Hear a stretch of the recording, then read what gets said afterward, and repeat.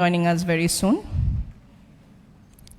So the part A of the opening session is with our chief guest, Sri Rajiv Kumar, and part B of the opening session is the CEO's roundtable with Mr. Gupta, Mr. Sadasiva, and Mr. Das. I now request Mr. Shubhit Chakraborty, our president, to please deliver the formal welcome address.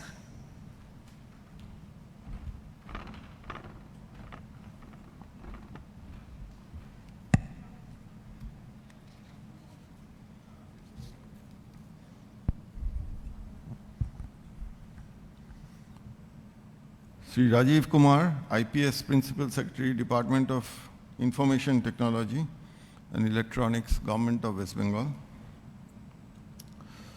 Mr. Ranganath Sadasiva, Chief Technology Officer, Hewlett Packard Enterprise, India.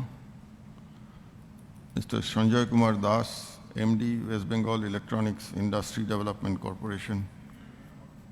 Dr. Chiranjeev Bhattacharya, Co-Chairperson, IT Committee, Bengal Chamber of Commerce and Industry. My colleague on the Bengal Chamber Core Committee, Mr. Arnab Basu.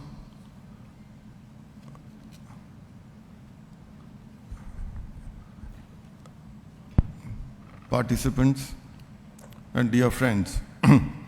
On behalf of Bengal Chamber of Commerce and Industry, it is my pleasant task to welcome you all to this very meaningful summit, which is the Business IT Conclave 2023.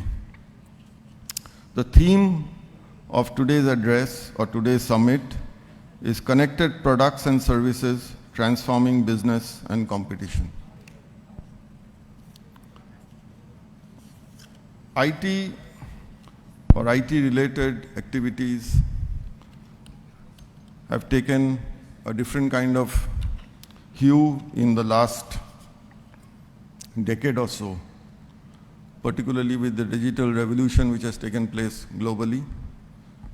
I do not think there is a single person out here or anywhere else who has not been impacted by this revolution which has touched the very core of our lives. To me, IT really affects us in multiple ways, particularly in a business context. And I will restrict my observations to business because today's meeting is about business IT. The first thing it does is it drastically increases the efficiency of the system. Wherever you apply, wherever you digitally apply any digital or intervene digitally or adopt any digital means, first thing it does is it increases your efficiency. So right now, the difference between a leader and a company which is not in a leadership position is essentially a function of the adoption of IT in the system. What it does is throws open huge avenues in terms of cost reduction, in terms of other efficiencies which you can build into the system. Next thing it does is that it increases your reach. And this is not limited to the business sector alone.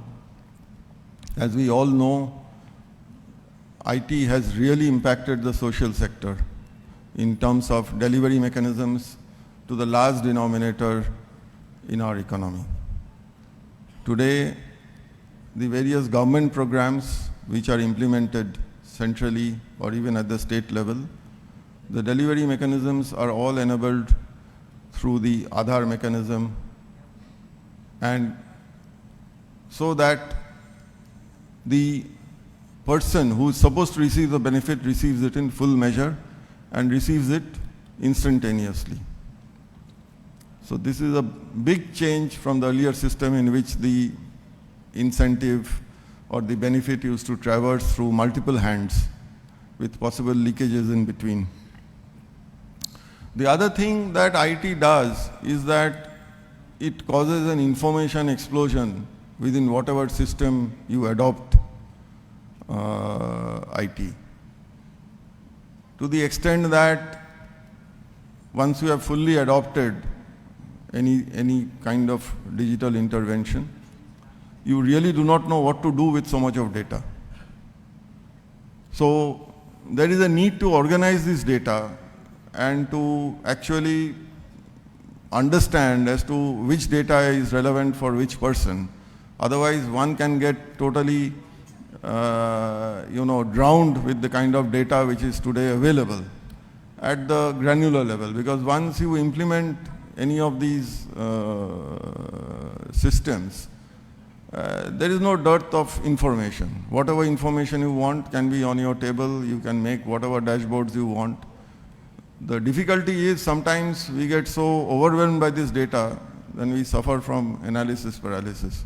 So it is important to organize this data in meaningful patterns for relevant hierarchies so that decisions can be taken effectively. The latest thing to impact this particular arena is the generative AI, which has been the topic of discussion not only across boardrooms but also at the individual level as well. There is a lot of fear psychosis around what to do with this genie which has suddenly come out of this bottle, whether to work with it or to put it back into the bottle, and how does one treat it, what happens, how does it impact the education sector, how does it impact the business sector. So a lot of questions now and not enough answers. But I'm sure as we traverse this path, we should be able to utilize this effectively for our own good. Now, what all this is doing at the macro level, I think we need to understand is that in terms of job creation and job availability, what all this will do in the future, 10 years from now, is the character of jobs which will be available in the economy, that is going to change drastically. A lot of repetitive jobs, even in the IT sector, like writing codes and so on, may be taken up by AI. And different kinds of jobs at a higher skill level will be available. So therefore, I think it is important for us to appreciate at a macro level as to what this will do, and then accordingly design our curriculum, our courses, and the way we impart our education so that we do not have a mismatch between the talent which is available and the talent which is required. In any case, I think, thank you all for coming here, and I think all of you must be looking forward to very meaningful discussions today. And we have a galaxy of panelists out here who are very knowledgeable on the subject, and I wish you a very, very engaging morning and afternoon ahead. Thank you.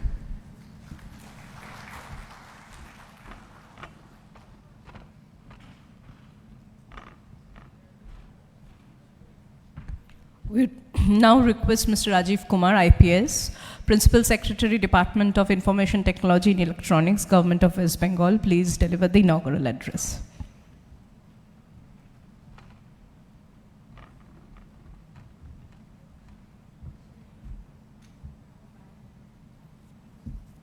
Good morning, Mr. Chakravarti, distinguished guests, ladies and gentlemen. I think you heard the precursor event and also the talk of Mr. Chakravarti. It was basically revolving around AI, if I could say. Although he raised certain points about the IT, which could easily apply to AI. He said that all of us are impacted by the IT, there is no one, and in a couple of years there will be no one, and even now, no one who would not be impacted by the AI. So that seems to be the new keyword, but I will slightly elaborate in a sense that we can have a forest view rather than a tree view. So if we go back to the the title of the precursor event, it said future of AI. I would like to say we should rather think about future of mankind in the age of AI. So how do we perceive ourselves in the age of AI rather than what the future of AI? It is going to be there. We just can't fight with it. Its time has come, so it will be there all around us. So as I was saying that let's have a forest view rather than a tree view of it. What does it mean? It basically, if you see around 500 million years ago, there was 4 billion years ago, there was a Big Bang, as they say, and 500 million years ago, there was a Big Bang of a species. And the most accepted theory is that it happened because that time the biological organisms like the amoebas, they started developing eye. So that development of eyes kind of the prey started looking at the predator, they started to, and there was a big bang of species. The species multiplied and different kind of species got generated. That's one of the most accepted theory. And around when the Homo sapiens were coming of age, the issue was that they started learning a formal language compared to the other. They were able to communicate in a better way. There was a formal language. They were instead of a sign language, or it was a very language which the animals use. There was a shifting of these. These two things, they say, the first was a big bang of species, and second was this learning of language, formal language where they could communicate with each other, they could plan better, they could move better, they could transfer cultural values to next generation. This all started. Now, as we stand today, after November 22, that generative thing which we saw, the generative AI thing, this ChatGPT and all, when we saw the power of large language models, people are saying that the computers have now eyes and have started understanding the language as they understand. So these are the two things they are trying to see in a evolution pattern, which how the planets have come and how the life evolved on the planet, and how the computers, the machines are intelligent. So now we have to live with machines which can see. It's not seeing, it's not taking a photograph. They can understand if there was a photo taken of this room, the machine would be able to tell that it is some kind of conference going on. So it's not, they are just seeing the picture, they're able to understand the picture. ChatGPT, we all know, not only ChatGPT, the other things with BERT and all, we are able to communicate, and it's like there used to be a Turing test. All people would know that when we would classify the machine as an intelligent machine. They used to say if you could talk to it, if you could say something, it could reply, and you couldn't make out whether there is a human sitting behind that curtain or there is a machine, then it's an intelligent machine. I think it passes. All these large language models pass these tests by, you can call them intelligent in the Turing's way. Now, as I was saying, that future of AI, the AI will reach its potential, its full potential. There is no, let's not kind of think that we would be able to restrict it, we would be able to regulate it. Let me also touch on the point of regulation. You see, some of us are saying that maybe the regulation, like we were able to regulate the nuclear weapons, we would be able to regulate the AI, but we must understand that for this AI, AI is a part of that machine learning thing. So there are two phases. One is a machine learning part, the training part, another is a usage part. When a model is there, you can use it, you can make out whether it is a good model or a bad model, whether it is a biased model or it's not a biased model. You can regulate that. Product you can regulate, but training, if somebody wants to train it for a bad behavior, this thing, it's difficult because it's not like there is no enriched uranium here that you could control the supply of enriched uranium and ensure that there are no nuclear weapons. The training happens on the GPUs and TPUs, which are many millions of them are already in the market. So what I'm trying to, for the business leaders, why I'm saying this is that mechanical revolution which came, or it took 60 to 80 years to take root, and it caused a lot of pain to businesses, to people, to society. There were a lot of jobs lost, there were a lot of this thing, but we learned to live with it. And we came out, we kind of are enjoying the fruits. The kind of buildings we see, the kind of other products we see couldn't have been possible without that. But AI, the issue with AI would be that we have to adjust only in next 20 years or so. We need to find a way that we need to adjust within next 20 years to what can say align with the world which will be basically AI driven. So as the famous gentleman of OpenAI, Mr. Altman, he says, the cost of intelligence and cost of energy both are drastically will reduce in coming years, and businesses need to learn how to make good use of those things. So the issue which I want to tell is that sometimes we say what AI can do, AI can't do. No, there are two things. There are certain things which man can do that also AI can do. There are certain things which humans can't do that the AI can do. But we seem to be, and rightly so, more worried about the things which the humans can do and AI can also do. Because first time we see that there seems to be the mechanical revolution caused some pressure on blue-collar workers, and this is the first time the white-collar workers, as Mr. Chakravarti also pointed out, that some of the code would be, in next couple of years only, would be written by AI, no doubt about it. So, as a business person, as a business entity, you need to take into account that paradigm shift, and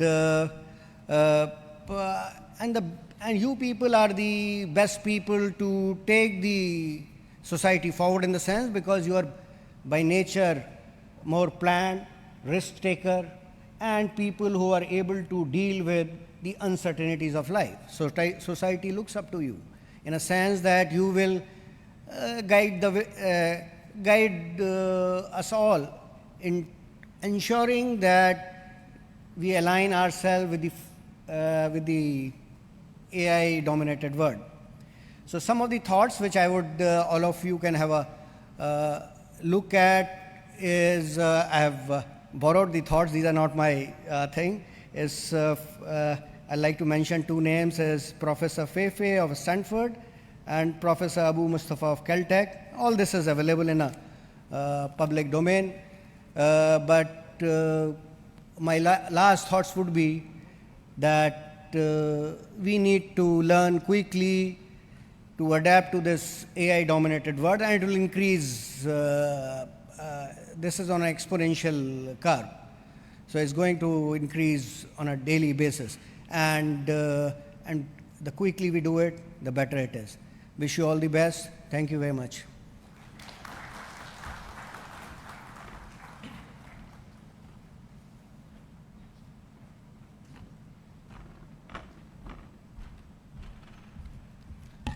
So this brings us to the end of the first portion of the opening session, and I would request our President, Mr. Shubhit Chakraborty, to please present a token of appreciation to our chief guest, Sri Rajiv Kumar.